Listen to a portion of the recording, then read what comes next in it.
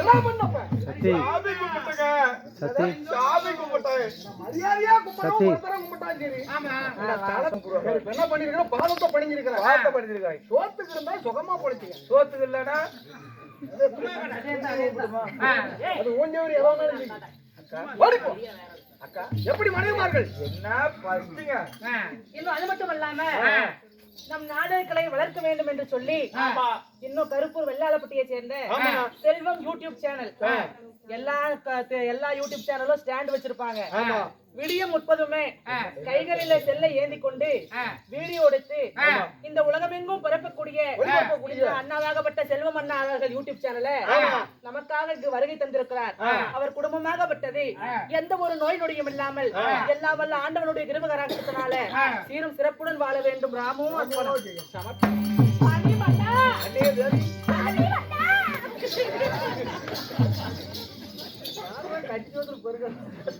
தங்களுடைய வருகை அறிந்து அதாவது மனைவிமார்கள் மூவருமே மல்லிகை முள்ளிகை கொங்கு செந்தாமரை மனோரகம் என்று சொல்லக்கூடிய அநேக விதமான மலர் எடுத்து உங்களுடைய திவ்யப்பூர் பாதத்திற்கு 1000 கோடி நமஸ்காரம் செய்கிறோம் சாமி. திருவடியை பணிந்தபடியா எந்த விதமான குறைபாடுகளும் இல்லாமல் நம்முடைய குடகிரி 70 நகரத்தில் சேமமாக வாழ்ந்திருப்பீர். வாழ்ந்திருப்பீர் என்று சொன்னால் வெளியுலகத்தில் கோடான கோடி காலம் தங்களுடன் சேர்ந்து வாழ்ந்திருப்போம். அப்படி இருந்தாலும் இன்றைய தினத்துல எங்கள் வைத்த காரணம் என்ன சுவாமி? என்னும் இல்லாமல் அதாவது திருநாளாக உங்களை நான் எதனால அதிசீக்கிரமா அந்த விஷயத்தை சொன்னா நீங்களே ஆனந்த மனமகிழ்ச்சி அடைவீங்க. ஆனந்த மனமகிழ்ச்சி சுபகாரி நடக்க போவாங்க. சுபகாரி நடக்க போகுது. ஒரு மங்களகரமான காரியம் சுபகாரியம்னு சொல்றீங்க. இருந்தாலும் மூடி மறைக்க வேண்டாம். அதுவும் இல்லாம சுபகாரின்னா அதாவது குழந்தை பிறந்து காது குத்தி அது இல்லாம பசங்களுக்கு கல்யாணமும் பண்ணி வச்சுட்டோம். இதுக்கு மேல ஒரு சுபகாரின்னா எனக்கு அதற்கெல்லாம் ஏழ்மையான சுபகாரியம். அப்பேற்பட்ட மங்களகரமான காரியம் என்ன தெரியுமா?